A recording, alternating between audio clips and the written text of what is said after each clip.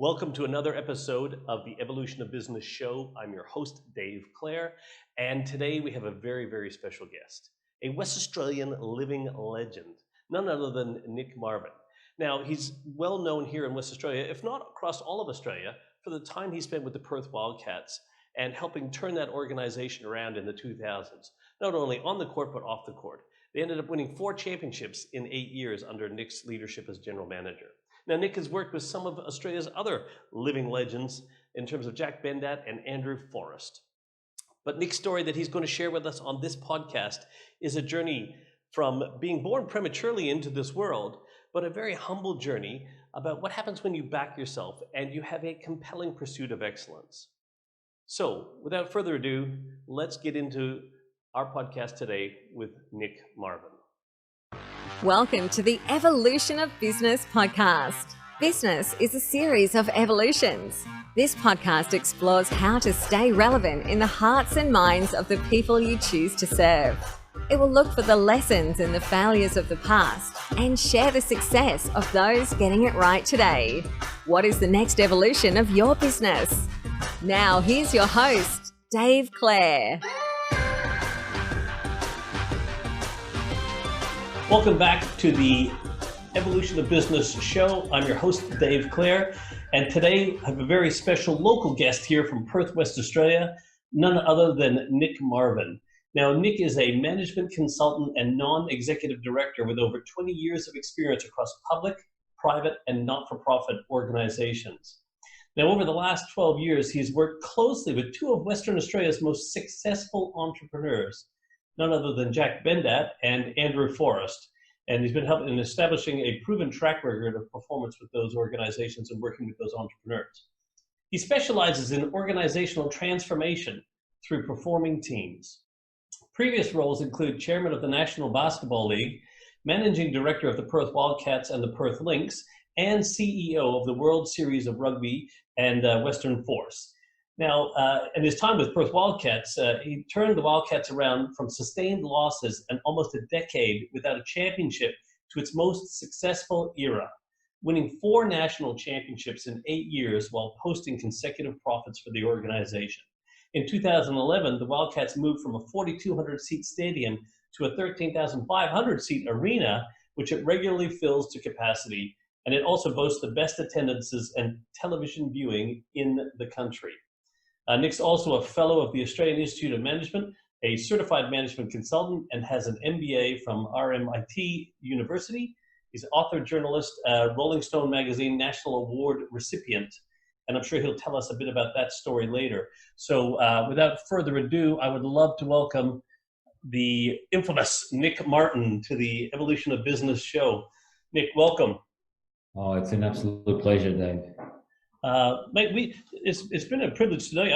We've only really met, I think, this year. Actually, it was just pre-pandemic, but was really fascinated with your story and the work that you're doing. So it was a privilege to have you come and join me on the show here, and I know we'll be looking forward to doing some more work together in the future. But for everyone listening right now, I guess I want to get started and tell us the Nick Marvin story in like 10 minutes or so as best you can. If you can take that whole adventure that you've had to where you are today and jam it into 10 minutes with some highlights, please tell us a little bit about yourself.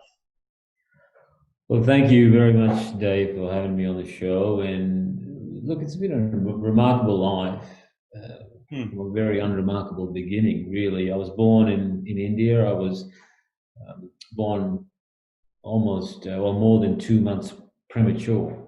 Wow. Back 50 years ago, which, in a country that was struggled with health and high rates of infant mortality. I was lucky to be alive, I suppose, is what I often say. And I was a sick child. We went poor, but we definitely were not rich. And very simple life.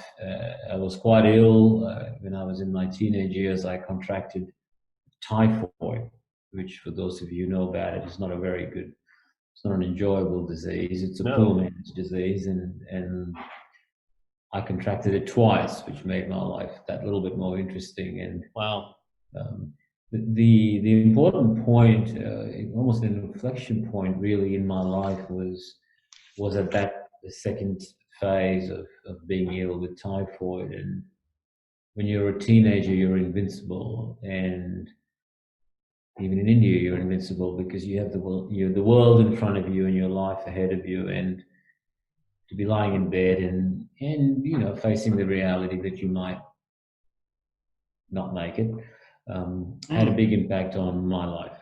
I certainly came out of that experience, A, lucky to be alive, but B, with two key learnings that have stuck with me forever, and that is that there is something unique about life, and I call it the sanctity of life, where each one of us have an inbuilt purpose, a very unique set of skills, God-given talents that we have a real desire to share and to self-fulfill, I suppose.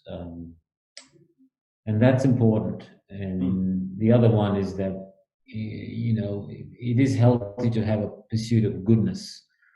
And I'm happy to talk a bit about that more in detail. Yeah. But those two concepts, the sanctity of life and this pursuit of goodness, really were the two learnings from my young years, being quite ill, and really defined my life.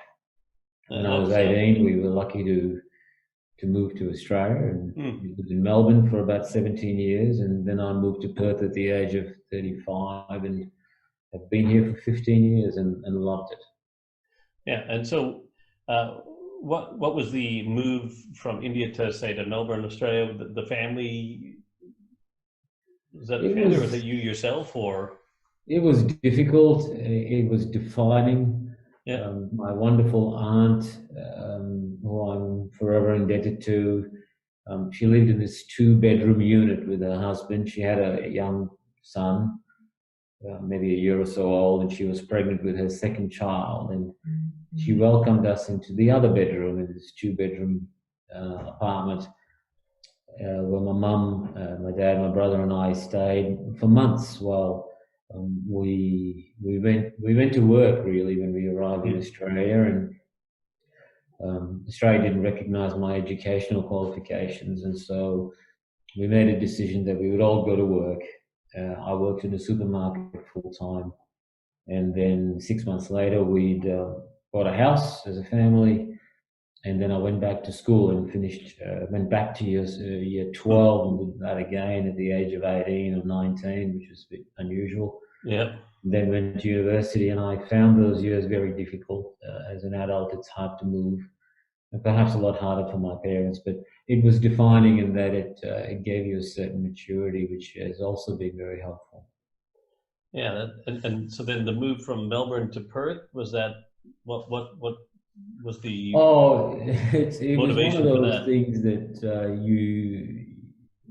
I was consulting as a management consultant and for a public company, and they said, look, we've got this project in Perth, why don't you go check it out?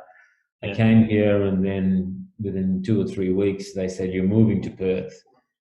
And so we put the house on the market, and we sold it within 3 or 4 weeks, and we moved here with my wife and children had never been here.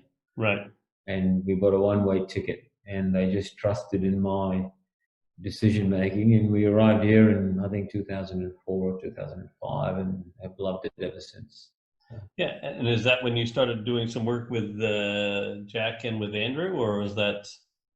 Not long after I'd heard of them. I'd never played basketball in my life, and so I met Andrew, who was managing the company at the time, and got to know him quite well. And then soon after, Jack purchased the club, and I just finished my last project, and so they said, "Why don't you come on board?" And the rest, of course, is history. Yeah, but it's a fascinating history because. Like having lived in Australia before myself, I lived here in Perth from 81 to 98.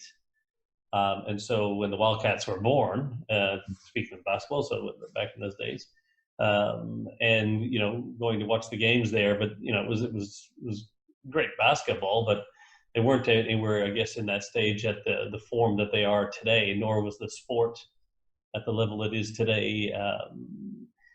And so obviously it's quite interesting to see the work that you did there, and this is the Evolution of Business show. So, when you're thinking about your time, let's just say with the Wildcats, and you've done so many other amazing things too, how did you help them evolve out of being where they were in terms of their performance, not only as a team on the court, but as an organization? Because the organization really wasn't performing well as a business.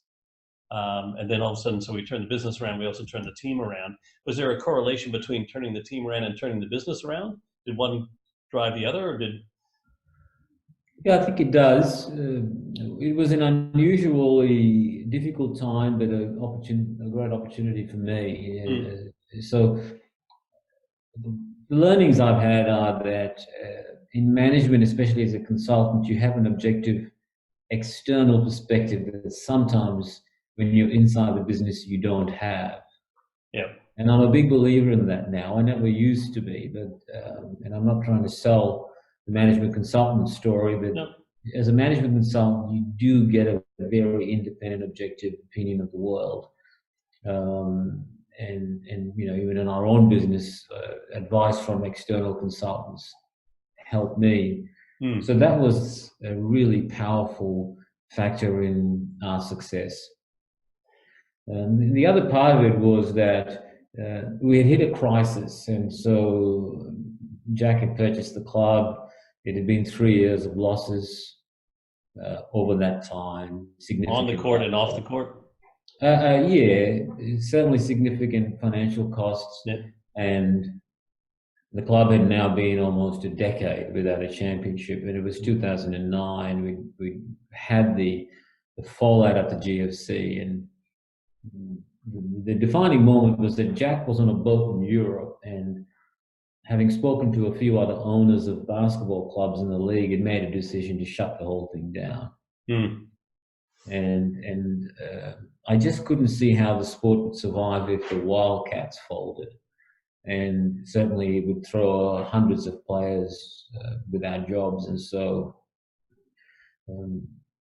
it's a long story, but the short version is I ended up having a chat to Jack and say, why don't we keep it going if I was to underwrite the losses or assure you that we wouldn't lose any more money. And Jack liked that idea. And so in 2009, around May, I effectively had management control of the club, and I also had decided to put everything I owned on the line, I suppose, even though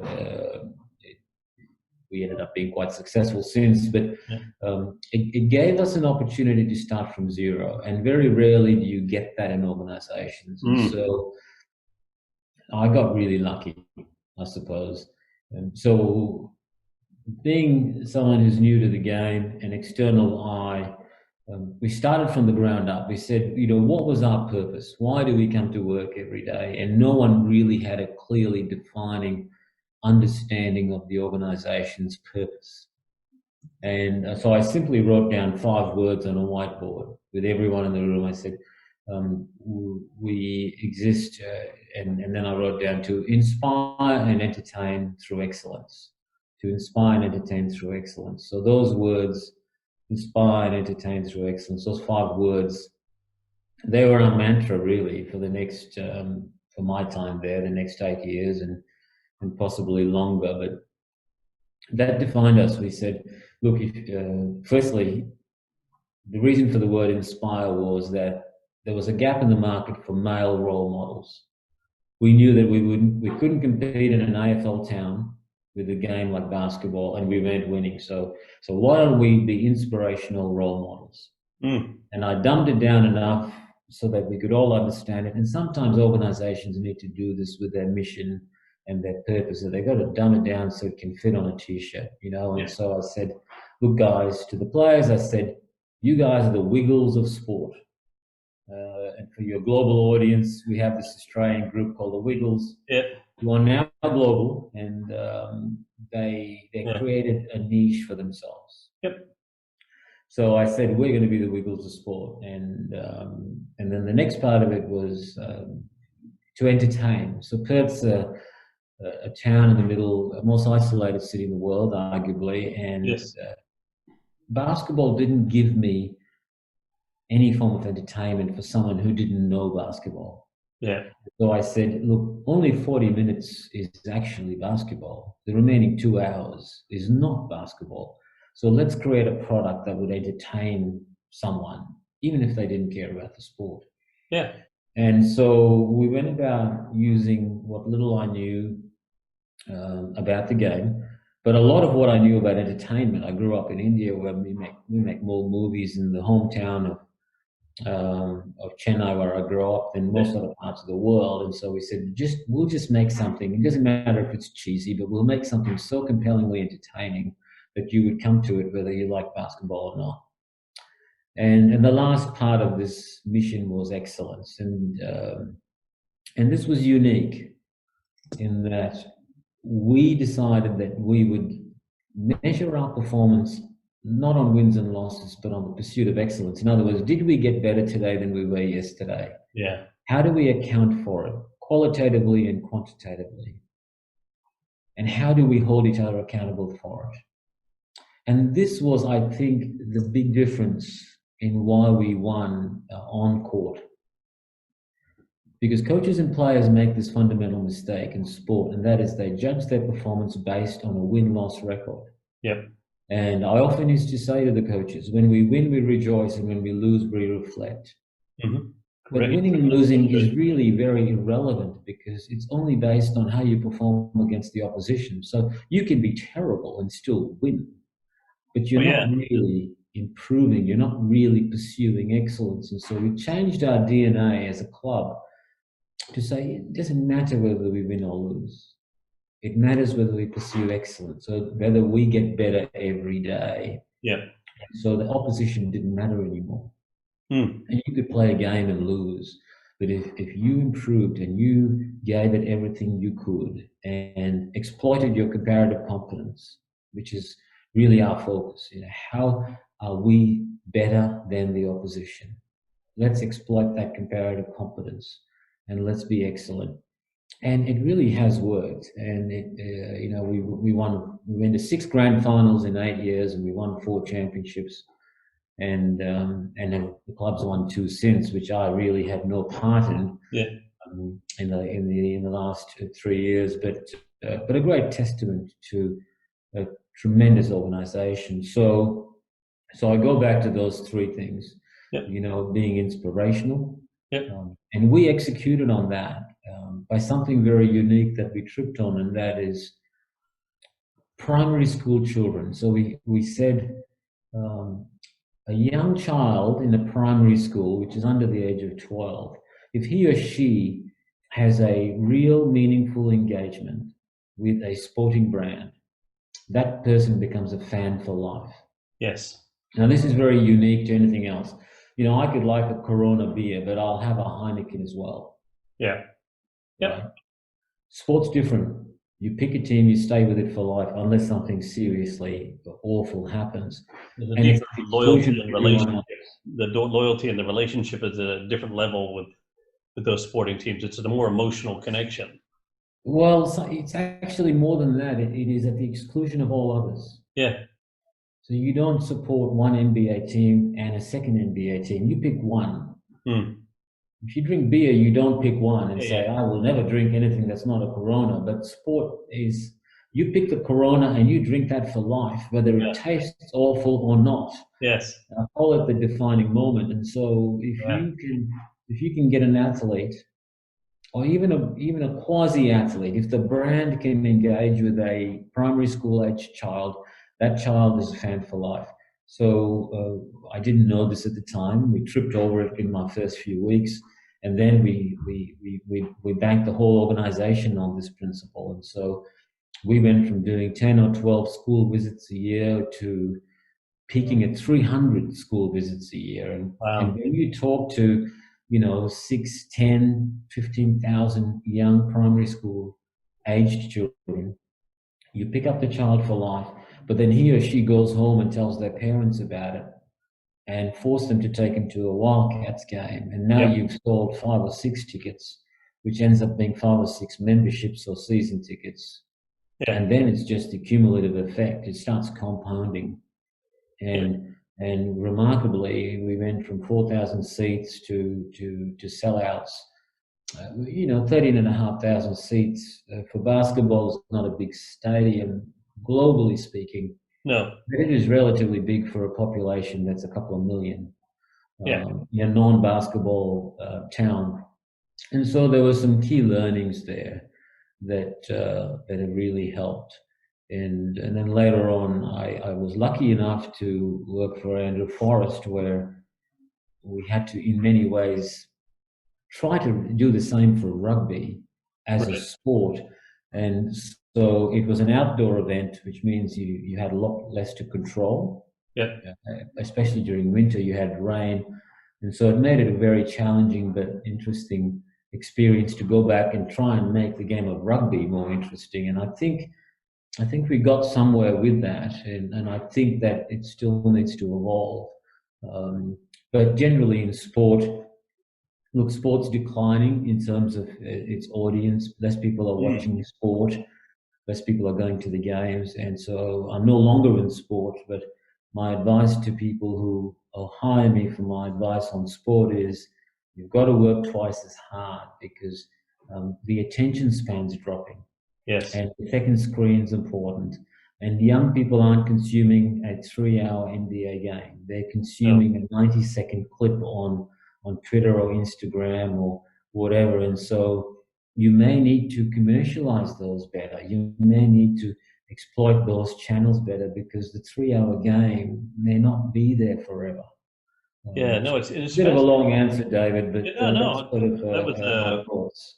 Long but content-packed answer. There's so many notes I've made here as we were going through that, Nick. I had earlier on the podcast Duncan Wardle, who's a former VP of Creativity and Innovation for Disney, and now he goes around teaching everyone how to increase their innovation, curiosity, creativity, and intuition, and that those are the skills of the future. But he was talking about sports, and he was saying that he did some work with the NBA, and how the virtual NBA is something that they're working on right now, because they can sell more tickets to an NBA game, a virtual NBA game, because you can sell the same seat 1,000 times to an NBA game.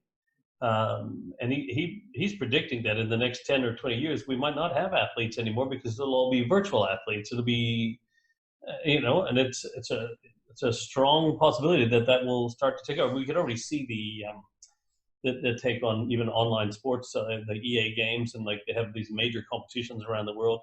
One of my clients says, say, one of their young fellows who work with them, he's an actual commentator of EA Sports, like games and things. So he goes and he commentates on the gameplay and he gets paid to travel around and do that commentating. Like, it's just phenomenal. I mean, this is the future. So from a sporting point of view, it's going to be fascinating going forward to see how that all pans out. Even right now, with the pandemic on and things like that, people are playing to empty stadiums. So this need to evolve the organizational model, even in the sporting arena, is critical right now. But I think it's going to become a fascinating space to see how that pans out in the next 10 or 20 years from a sporting point of view. Mm-hmm. Will it just become more a social recreational thing? Will people still want to go watch a game when they can go and watch a virtual game? There's probably with the quality of the graphics and all that, we could actually have elite athletes who are doing this all day, using the thumbs in there, but what we're watching is like phenomenal. It's going to be interesting to see. But I think some of the things that jumped out in what you were sharing there, and one of the things I was talking to someone else on one of the podcasts was about, the passion for sports and, sports and business. I think, like me as a golfer, I was talking about, how I would happily go to the driving range and warm up before I had a round of golf and go to the putting green and stretch and do all that sort of stuff. But for business, do we go to the driving range of business? Do we go there and do the warm-ups and the training and practice before the big meeting, like I was in here today preparing for all the podcasts, got all the questions mapped out, did all the bios, did all that sort of stuff, trained, rehearsed in my mind, as if I'm at the driving range to do this podcast. But I wonder how many people in business put the same energy into their sports or whatever into their business, or vice versa. But what I loved what you said, Nick, was you talked about your purpose statement. You guys like, why does this club exist? Why do we all come here? And 5 words, because Einstein said if you can't explain it simply, you don't understand it well enough. And if you can't articulate and I would say to clients, if you can't articulate your purpose clearly and succinctly in 10 words or less, 5 is even better, then you just don't understand the purpose of your business at a deep enough level yet. And so your ability also to articulate that simply, and for people to remember 5 words to explain why they get out of bed and come to the Wildcats or come to their organization every day is so powerful. So I love the fact that you were talking about that. And you talked about, compelling. And I think organizations, it's such a powerful word, and I wish more organizations used it. I use it when it comes to like customer service and that. Give me a compelling reason to do business with you. It's just because you're local doesn't mean I should shop local or support local. Yeah, I'll do it, but give me a compelling reason to do so on top of it. I want to support my local businesses, but it doesn't mean you shouldn't have to have a compelling reason still for me to come and do business with you. And I loved the win and loss, because a lot of organizations, even in business, like when you win a client or you lose a client or whatever, it's not about how many clients you win, how many clients you lose. It's not how many games you win or lose. It's that whole, when you win, you said we rejoice, and when we lose, we reflect. And I think when you try to make an appointment and you didn't get that appointment, great, reflect on that. When you get an appointment, rejoice in that. Those simple fundamentals that you just shared were fantastic, mate. So thank you for sharing that wisdom and experience. And people think, well, it's just a basketball team. But it was more than just a basketball team. And obviously then there's the rugby and everything. And actually I just heard recently they're trying to bring the Western Reds back. Is that true? I believe so, yes. Yes. You took on 2 of the most, basketball is fairly popular in WA now, but rugby, we're what if anything, an AFL town. And pretty much that's about it. Rugby was sort of up and down. Basketball was kind of up and down. On baseball, I'm not even sure I'm sure there's a big Perth. I think Perth Heat used to be called Perth Heat. I don't know if they still exist. But taking on 2 of the sports that are non-traditional in WA and making them successful is no easy feat. It was a great learning experience, and has lasted me for life. Yeah. And you are right that quite often we find it hard to get our true, genuine purpose and have it ring through in the organizations we work with and for, and that really drives people. Yeah. Really important. I suppose the other comment I have is that there's something to be said for this pursuit of goodness, and something that I've had quite a hang up about. When people say, how do you get so successful, especially in professional sport, where success is measured perhaps a bit too one-dimensionally, but it is measured. We always had a rule that the coaches would pick the players on talent, and that I would veto them or not accept them or not bring them on board based on character.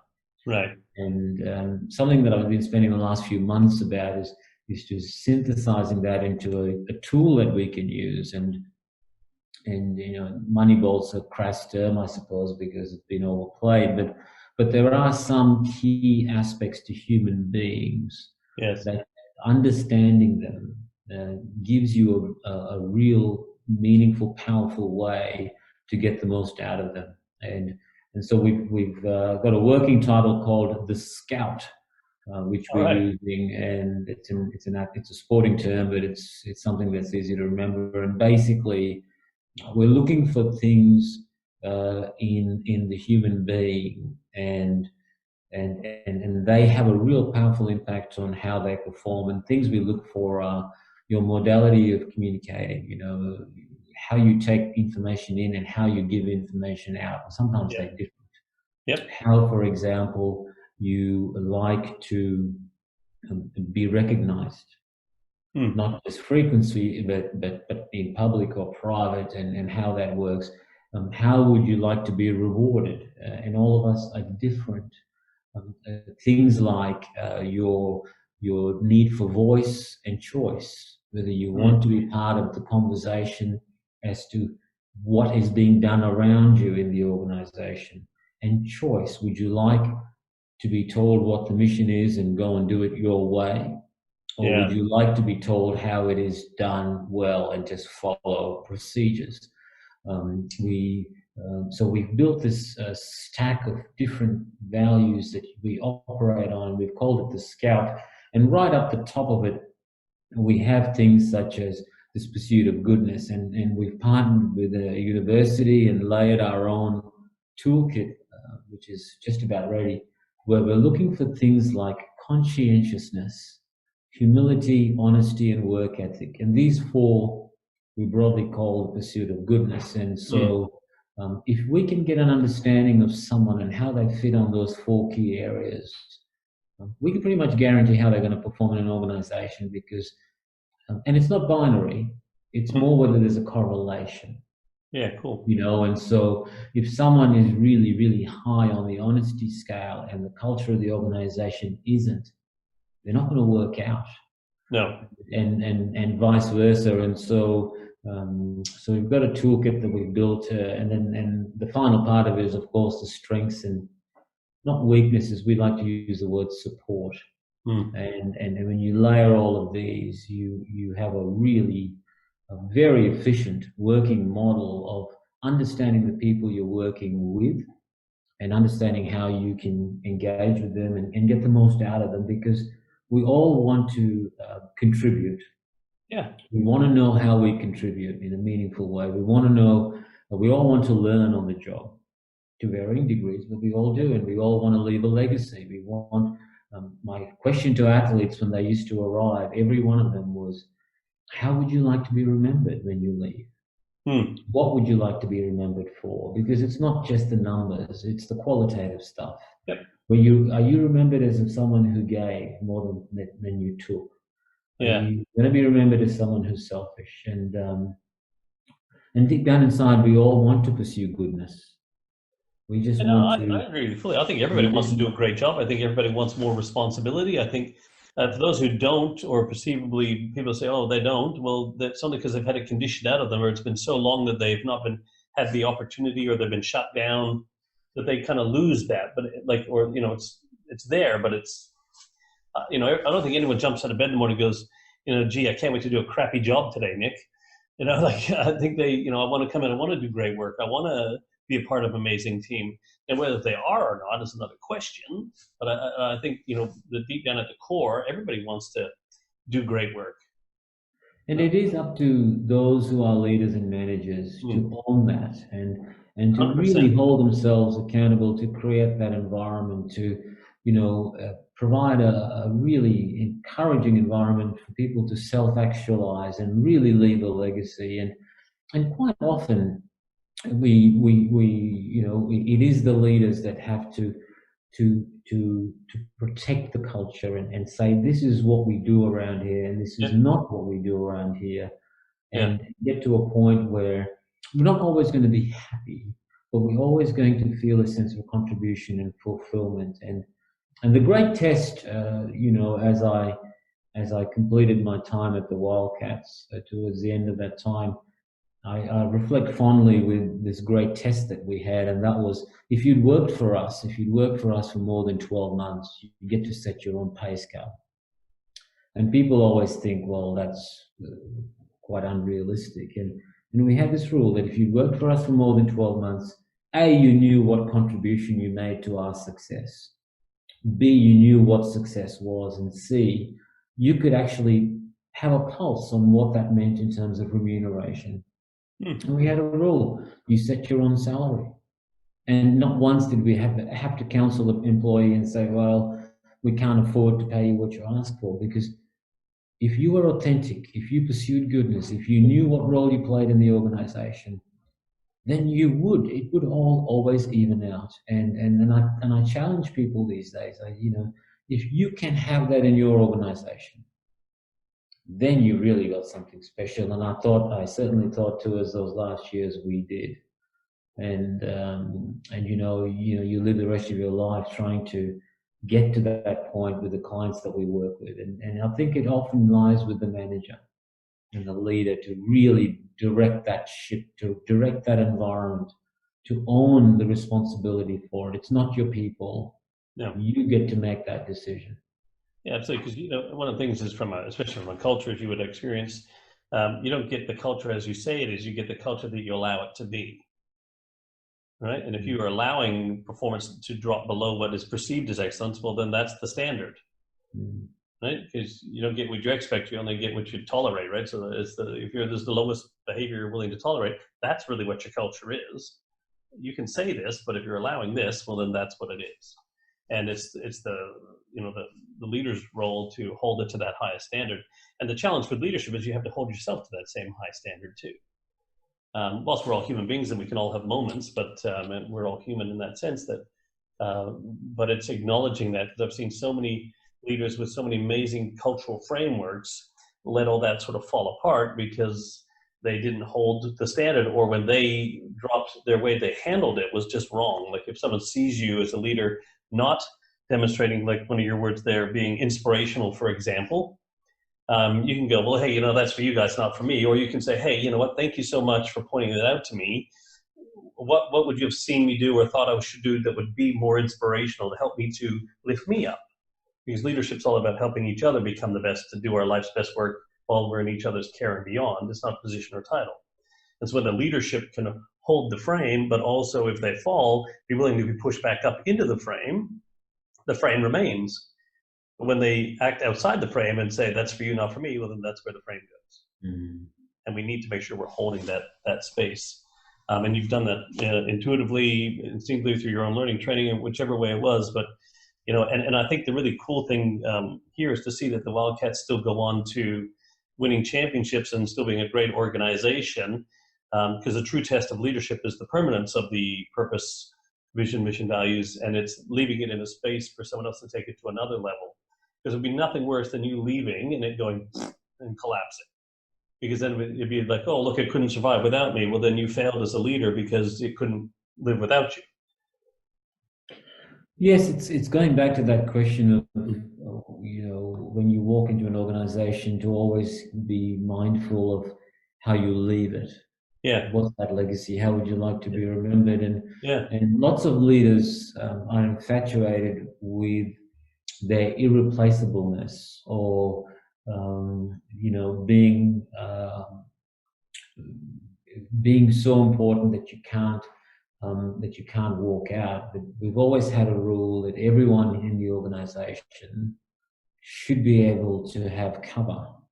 And this is very much a sporting mentality, and that is, when you build your team, you don't build it on a superstar. You build a team on what it would look like and perform, and how it would look like and perform without the superstars. It's the stand-ins in theatre that define how many tickets you can sell if the star's injured. And so the same mentality in business is to say, will this stand up after I leave? And not to be infatuated with the need for the company to fail to make you look good. I think there's a certain importance to be humble enough to know that it's never an I.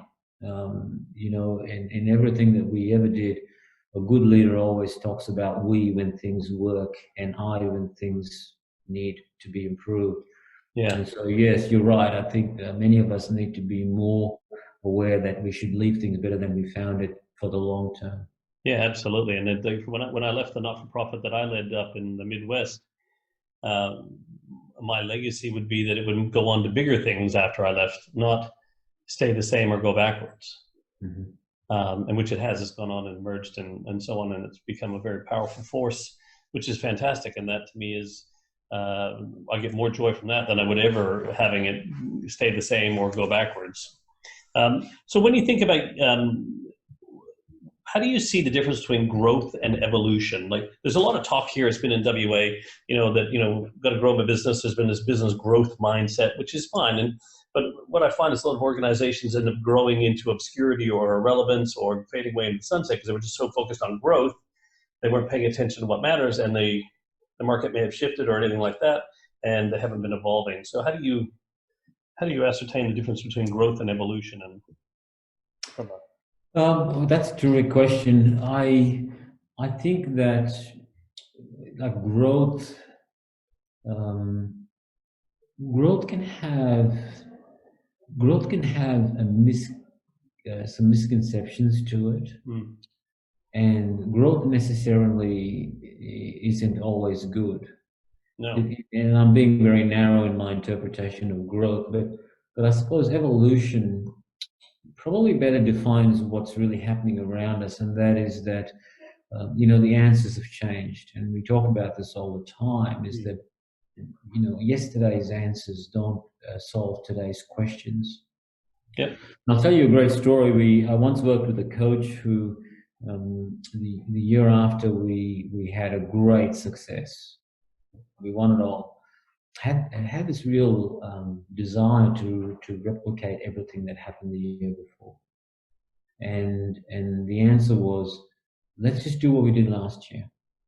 And if there was a need to do something different at all, let's just do what we did last year because that worked.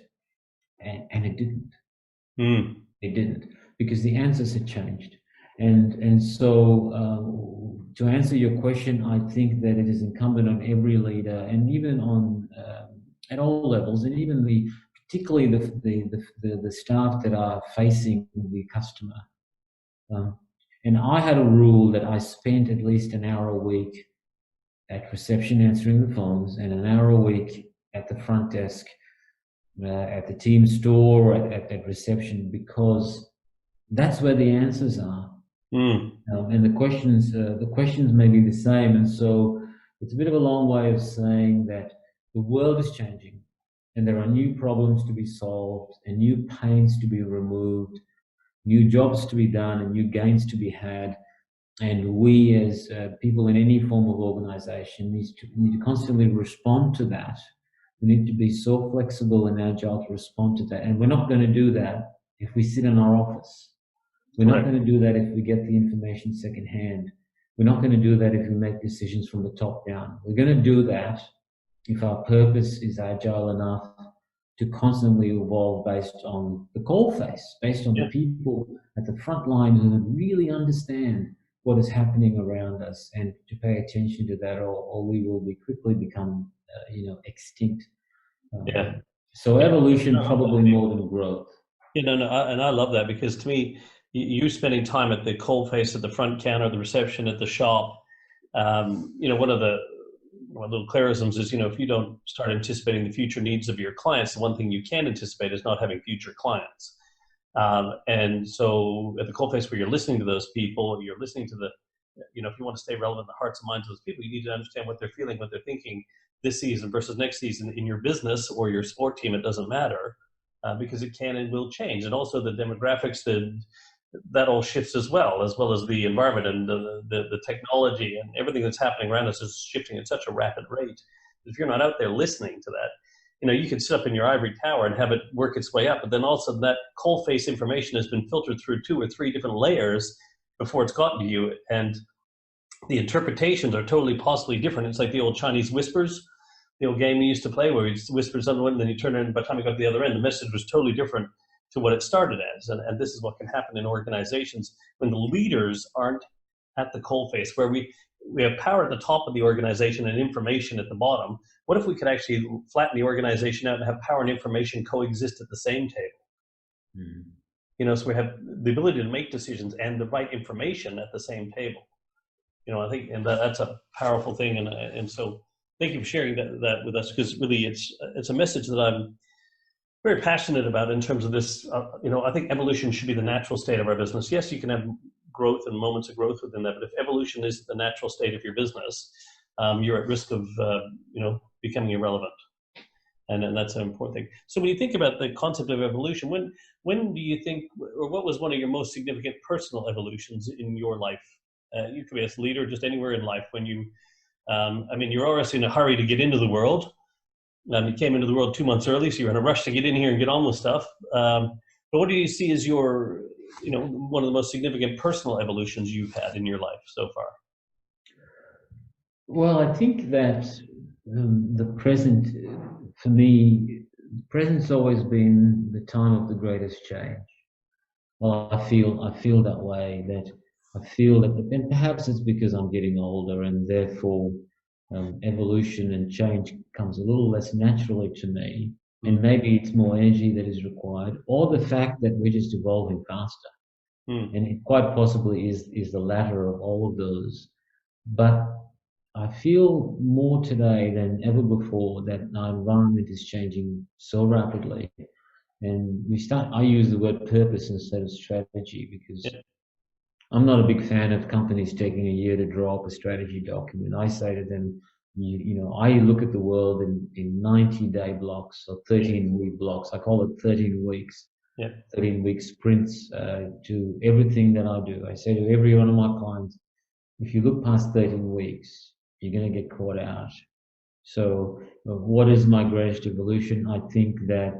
Um, I think that there is possibly a large amount of people moving away from fixed employment as we've ever known it to, and call it whatever you like, the gig economy, the entrepreneur. Workforce, all those cool, funky names. Yeah. But we are shortening the time frame to arguably 13 weeks rather than 12 months, and we're certainly moving performance and results into more individuals than we've ever done before. The days of, if you have a job that you have an annual performance review, well, I don't know how long those things will survive. I think the world has changed now where you've got to perform every day, you've got to evolve every day, and you've got to be held accountable for performance every day. And if you don't get on that treadmill, you're going to be left behind. Yeah, absolutely. And I think you've almost answered all three questions in one, which is the most significant personal evolution, which is you shifting your thinking to 13-week cycles and quarterly planning off the back of purpose. The next thing would be the most significant evolution you've experienced in business. Would that be anything different to what you've just shared, or? No? So that answered that. And then the last one was going to be, what do you see coming in the future then, Nick? What are you seeing in terms of for your own business that you're preparing for, and or the clients that you serve? What are you doing what are you seeing that you're encouraging them to prepare or be mindful of, or the disruptions or whatever it is that's coming?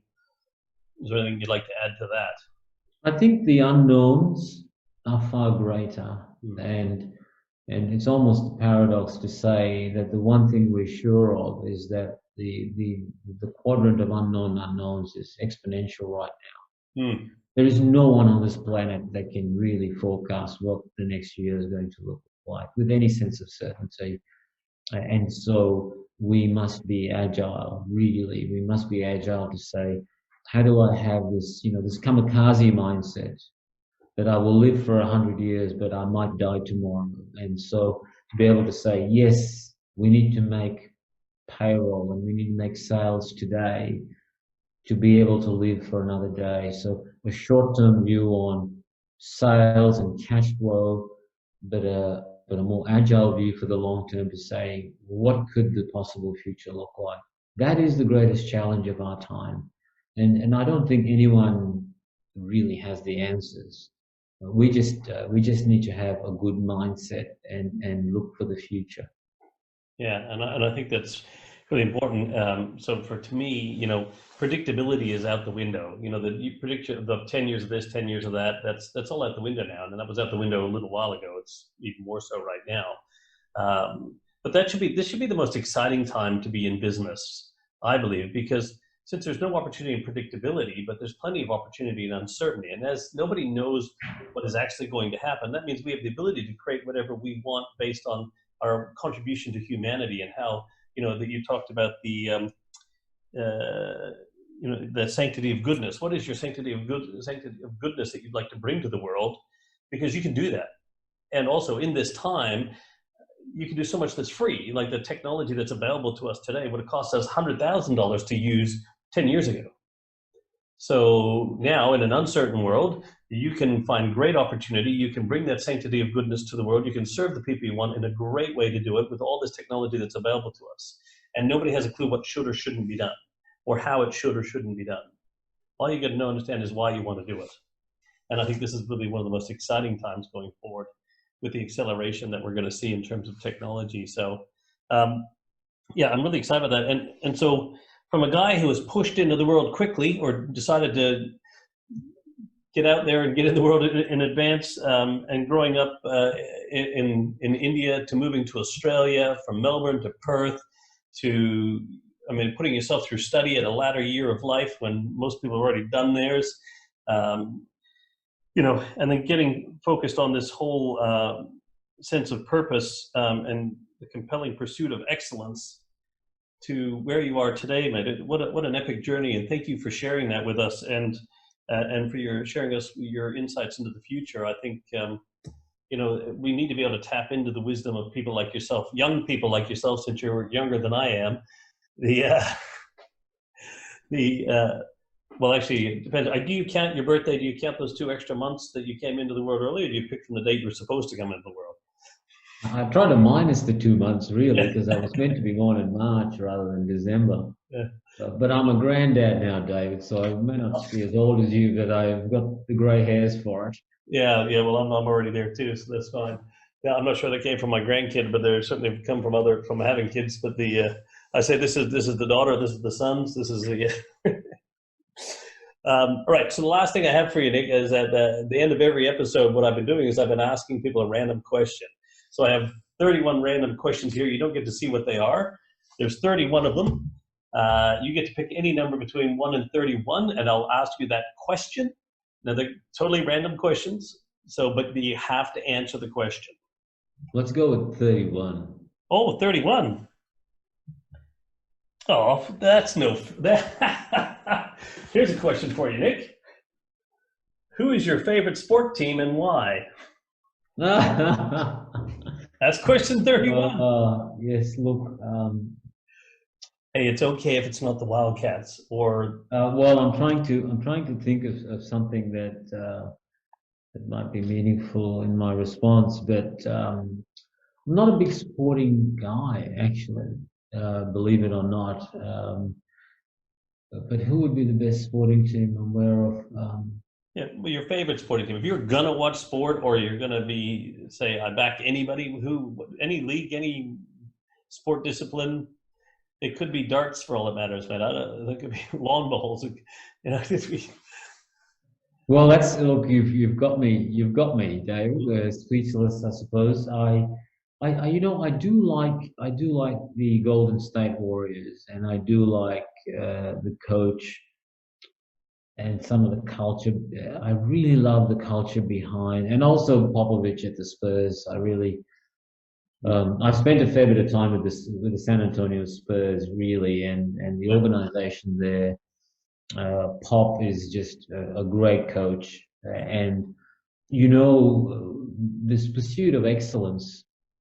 Long after we came up with it, I've spent some time with the Spurs many years later, and there's a rock that I'm sure, this infamous picture of a rock down at the San Antonio Spurs, and Coach Pop has it there, where he talks about the tools, the guy on the tools, knocking away at the rock for years and years and years until the rock breaks, and you don't know the work that's being done underneath the face of the rock, but when it breaks, you realize those years were worthwhile. Yeah. And that was a very powerful ethos at the San Antonio Spurs. So let's go with the San Antonio Spurs, and let's go with, that's the reason why, is that they have a long-term commitment to genuine pursuit of excellence.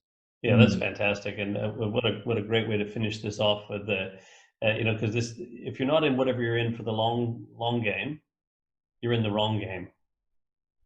To me, I think that's just. That was a clarism just born right there in that moment. If you're not in this for the long game, you're in the wrong game. Watch out for that coming up on social media shortly. So this is how clarisms happen. I just spit stuff out of my mouth. But thank you for inspiring that. And now, mate, if people want to find out more about Nick Marvin and the work that you're doing today, where's the best place for them to go to find you? Well, nickmarvin.com, or just Google my name, and you should be able to reach me. I've got my phone number on my website and my email address, and that rings on my cell phone, so I'd love to hear from anyone. Yeah, thank you so much. So once again, Nick, Marvin, thank you so much for joining us on the Evolution of Business show. It's been an absolute treat to get to know you and also to have you as a guest here today, and I look forward to catching up.